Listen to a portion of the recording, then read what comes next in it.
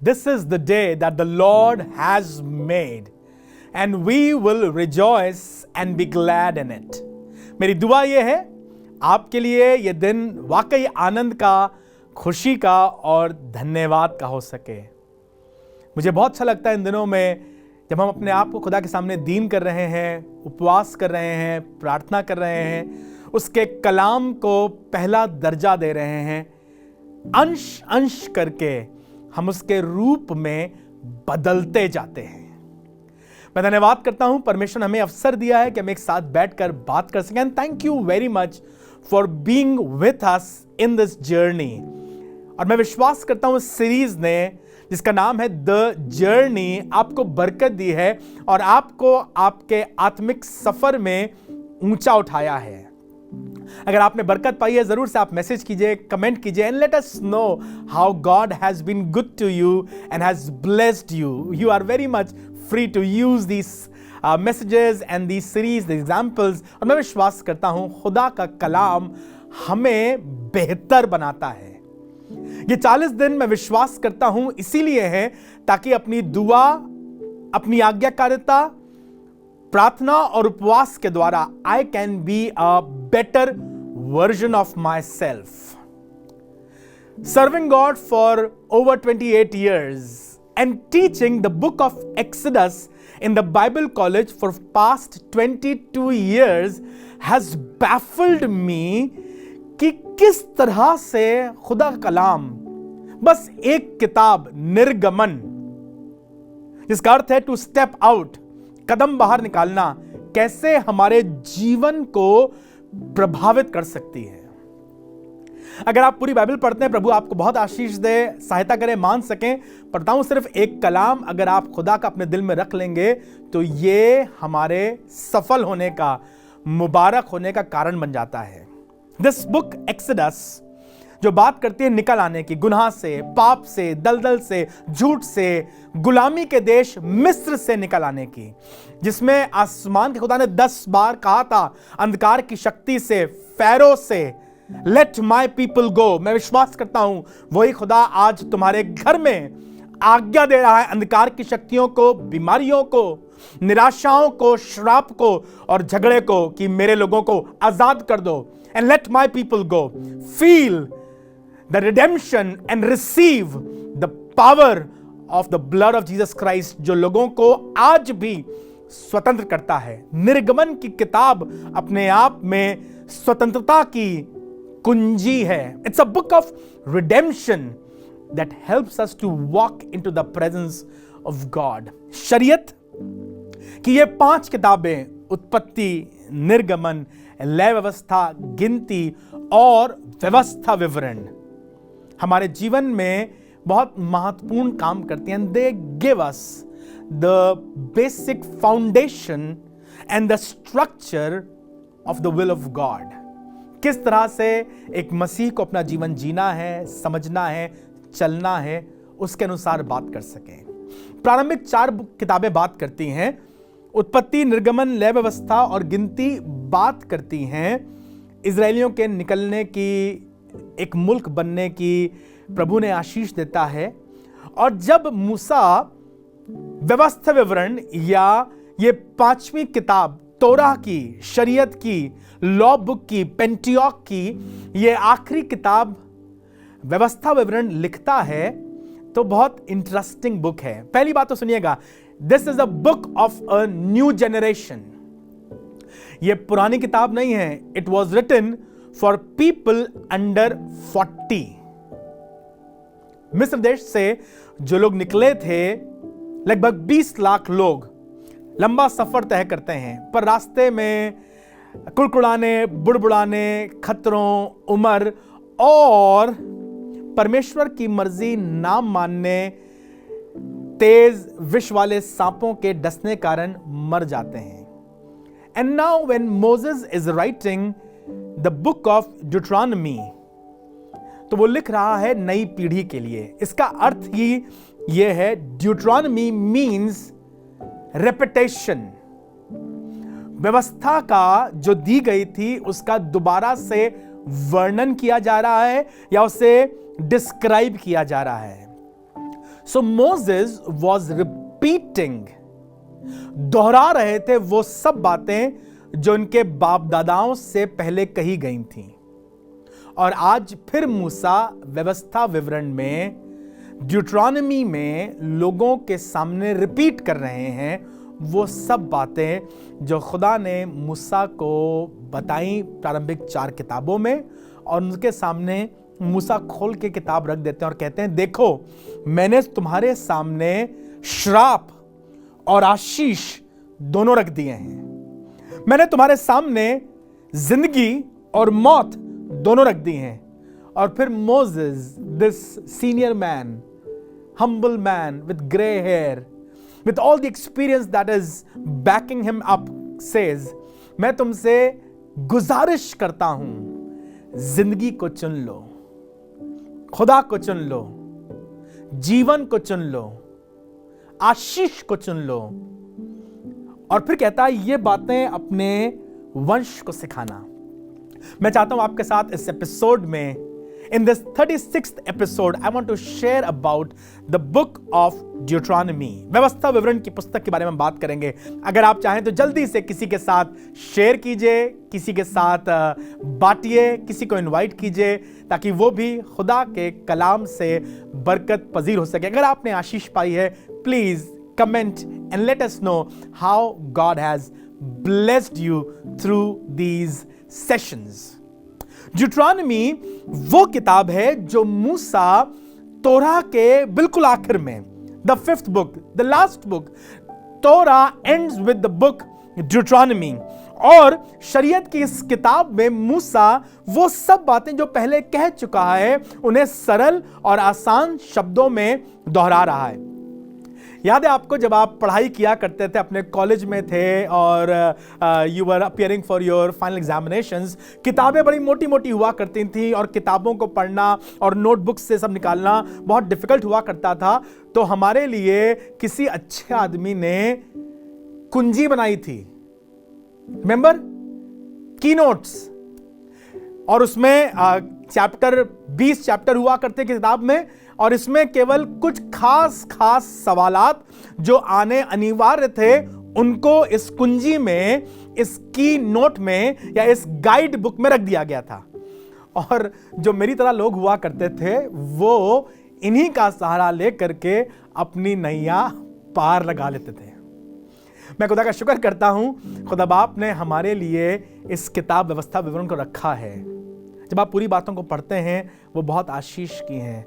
पर खुदा के लोगों, मेरे जवानों, दोस्तों, अगर तुम इस व्यवस्था विवरण की किताब को पढ़ सको, समझ सको और मान सको, तो तुम खुदा की मर्जी पर चलने वाले और खुदा की मर्जी को पूरा करने वाले एक ईमानदार विश्वासी बन सकते हो। व्यवस्था विवरण की जो की वर्स है, मैं आपके साथ आज वो बांटना मांगता हूं। The most important scripture of the book of Deuteronomy. जब इजरायली लोग खुदा का कलाम पढ़ते थे, उन्हें बताया गया था, सिखाया गया था, और मूसा ने व्यवस्था विवरण उसके 6 अध्याय के 4 पद में एक बहुत इंपॉर्टेंट बात कही है और कहने लगा, हे इजरायलियों सुनो, यहोवा परमेश्वर एक ही है। हे इजरायलियों सुनो, यहोवा परमेश्वर एक ही है। Very important to remember this. This is the law given by God. मैं तुम्हारा परमेश्वर यहोवा हूं जो तुम्हें मिस्र देश से निकाल लाया। मुझे छोड़ किसी और की उपासना ना करना। उसके साथ जिब्राइल बहुत अच्छा है, मिकाइल बहुत अच्छा है, मूसा बहुत अच्छा है, लेकिन they are not worthy of our worship। अगर आराधना करनी है, इबादत करनी है, तो सिर्फ और सिर्फ स्वर्ग के परमेश्वर की, क्योंकि वही हमारी आराधना के लायक है, या हमारी आराधना सिर्फ उसी के लिए होनी चाहिए। मूसा ने कहा, हे इजरायलियों सुनो, तुम्हारा परमेश्वर यहोवा एक ही परमेश्वर है। और उसके बाद एक बहुत इंपॉर्टेंट बात आपके सामने पढ़ना चाहता हूं। व्यवस्था विवरण 6 अध्याय 5वां पद यूं कहता है, तू अपने परमेश्वर यहोवा से अपने सारे मन, अपने सारे जीव, अपनी सारी शक्ति के साथ प्रेम रखना। और ये आज्ञाएं जो आज मैं तुझे सुनाता हूं तेरे मन में बनी रहे और तू इन्हें अपने बाल बच्चों को भी सिखाना। ये दो आयतें, छठे अध्याय की चौथी आयत और पांचवी आयत, इजराइलियों के लिए सदा की एक प्रार्थना और एक वचन बन गया जिसे वो सुबह और शाम किया करते थे। It is known as the Shema prayer, SHEMA। जब कभी इजरायली अपने घर से बाहर जाते या वापस घर में लौट कर आते, जरूरी था इस प्रार्थना को अपने आप को स्मरण दिलाएं और अपने बाल बच्चों के साथ हाथ पकड़कर इस दुआ को किया करें। Every time when they would be at the table after eating their meal and before going to bed, जैसे हमारे घर में होता है ना, प्रार्थना जरूरी है। फैमिली प्रेयर बहुत बहुत इंपॉर्टेंट है। यह तरीका परमेश्वर ने सिखाया था, इजरायलियों से कहा था और कहा था अपने बाल बच्चों को भी सिखाना। जिस घर में पापा मम्मी सुबह उठकर बाइबल पढ़ते हैं और बच्चों को सिखाते हैं, उनके बच्चे बाइबल पढ़ना सीख जाते हैं। जिनके घर में रात में एक साथ बैठ के दुआ होती है, उनके बच्चे भी एक साथ बैठकर दुआ करना सीख जाते हैं। मछली के बच्चों को तैरना कौन सिखाता है? चूहे के बच्चों को बिल खोदना कौन सिखाता है? कोई नहीं, वो सिर्फ पापा को देखकर, मम्मी को देखकर सीख जाते हैं। शेर के बच्चों को शिकार करना कौन सिखाता है? वो सिर्फ मामा शेरनी को देखकर सीख जाते हैं। तुम्हारे बच्चों को दुआ करना कौन सिखाएगा? ये तुम्हारी जिम्मेदारी है। पापा जी, आपकी रिस्पॉन्सिबिलिटी है। नियम दिया गया था अपने बाल बच्चों को भी। हम चर्च चले आते हैं, भैया हमारे बच्चे बड़े हो गए। अच्छा, स्कूल के लिए तुम आसमान जमीन एक कर देते हो, उनसे लड़ जाते हो। जाना तुम्हें पड़ेगा। अगर इस घर में रहोगे, यहां की रोटी खाओगे तो स्कूल जाना पड़ेगा, पढ़ाई करनी पड़ेगी। अगर नंबर कम आ जाए तो आप उनसे लड़ बैठते हैं। बेचारे बच्चे इतना डर जाते हैं कि कभी फेल हो जाए तो सोचते हैं इससे अच्छा तो मर जाए, because you have let them know that education is important. जी, education is important, but godly education is most important. और अगर आप नहीं सिखाएंगे ना, तो जमाना उन्हें सिखा देगा, और जो जमाना सिखाएगा वो शायद खुदा के कलाम और तुम्हारी शान के बिल्कुल खिलाफ होगा। कहा गया था इजरायलियों को अपने घर में अपने बाल बच्चों के साथ यह दुआ निरंतर करना, शीमा प्रेयर। तुम्हारा परमेश्वर यहोवा एक ही परमेश्वर है, और अपने सारे मन, अपने सारे प्राण, अपनी सारी बुद्धि से अपने परमेश्वर यहोवा के साथ प्रेम कर। याद है ना आपको, जब एक बार बहुत से फरीसी शास्त्री यीशु मसीह को घेर लेते हैं और यीशु मसीह से कहते हैं, बताइए यीशु नासरी कि सबसे बड़ी आज्ञा बाइबल की कौन सी है? मूसा की शरीयत में हमें बताया गया है, तुम बताओ, तुम्हें क्या लगता है सबसे बड़ी आज्ञा कौन सी है? This is the prayer that Jesus repeats because he knew. इन फरीसियों को मूसा की शरीयत मालूम है और वो जानते हैं कि व्यवस्था विवरण कितनी महत्वपूर्ण किताब थी और कैसे मूसा ने कहा था अपने परमेश्वर यहोवा के बारे में याद रखना कि वो एक ही परमेश्वर है, उसके आसपास कोई और देवी देवता नहीं, उसके आसपास कोई और अधिकारी बड़े लोग नहीं, वो एकमात्र परमेश्वर है। I don't worship any pastor, I don't worship any angel, and I don't even worship any mother. I worship only Jesus Christ, the Son of God. तुम्हारा परमेश्वर यहोवा एक ही परमेश्वर है, उसी की उपासना करना और अपने सारे मन, अपने सारे प्राण, अपनी सारी बुद्धि से उसी से प्रेम रखना। बेटा, यह तुम्हारे लिए कहा गया है। बहन, ये तुम्हारे लिए कहा गया है। This is not old school, this is something that is very much relevant even today. मूसा ने जब इन बातों को सिखाया तो वो बात कर रहा था उन लोगों से जो सब 40 साल के नीचे थे। संसार में उनके पास बहुत सी चीजें थी जिनमें उनका दिल अटक रहा था, जो उन्हें अपनी ओर खींच रही थी। That was very much enticing them. When God said, but you have to love your God with all your heart, अपने सारे दिल से, अपनी सारी शक्ति से और अपनी सारी बुद्धि से अपने परमेश्वर यहोवा से प्रेम रखना। और यीशु मसीह ने स्टैंडर्ड और ऊपर कर दिया, और अपने पड़ोसी से अपने समान। पर यीशु मसीह ने सिखाया उन्हें, ये एक मुख्य आज्ञा है कि तू अपने परमेश्वर यहोवा से प्रेम रखना। व्यवस्था विवरण की पुस्तक मुझे और आपको सिखाती है कि हम कैसे धीमे धीमे परमेश्वर की मर्जी और परमेश्वर के नियमों में आगे बढ़ सकें। मेरे पास पूरा समय नहीं कि आपको इस किताब की एक एक बातें बता सकूं, पर मैं चाहता हूं इस महत्वपूर्ण प्रार्थना को आपके साथ बांट सकूं। सी, जब वो बात करता है, कहता है, हे इजराइलियों सुनो, सुनो। जब तुम सुनोगे तो तुम मानोगे। If you love you will obey, and if you obey that means you love. समस्या मालूम क्या है? हम बहुत सी बार चर्च जाते हैं और हम कहते हैं हम प्रभु को बहुत प्यार करते हैं। कोई खुदा के बारे में, यीशु मसीह के बारे में गंदी बात कहे, लड़ जाएंगे, मर जाएंगे। पर कई बार हम उसे ओबे नहीं करते हैं। वो तो पुरानी बात है, वो तो शरीयत की बात है, वो तो पुराना नियम है।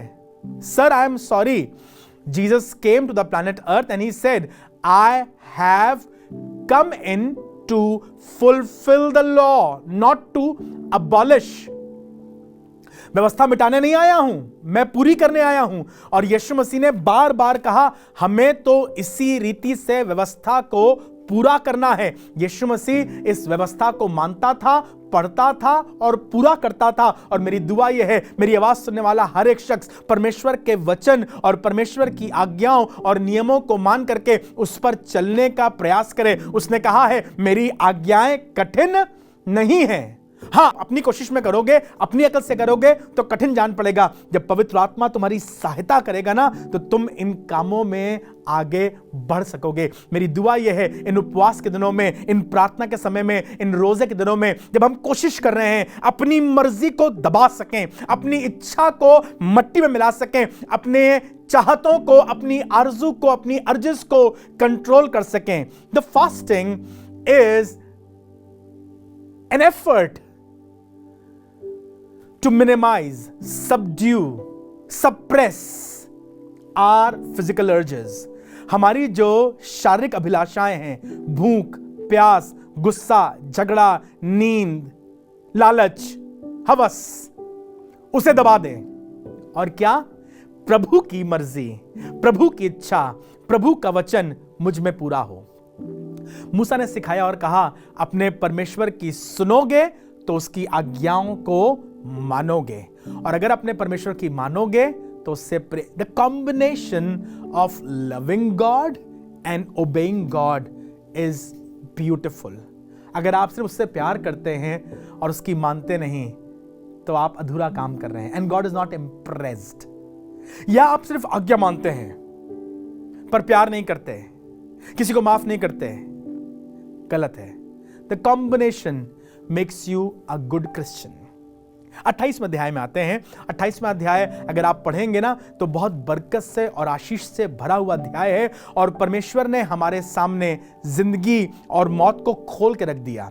यह व्यवस्था विवरण की किताब हमारी सहायता करती है कि हम परमेश्वर की मर्जी और परमेश्वर के वचन को सीखकर आशीषों के हकदार बन सकें। यह आपको खुदा की बरकतों का वारिस बना देते हैं, ताकि आप उसकी बरकतों के हकदार कहलाएं।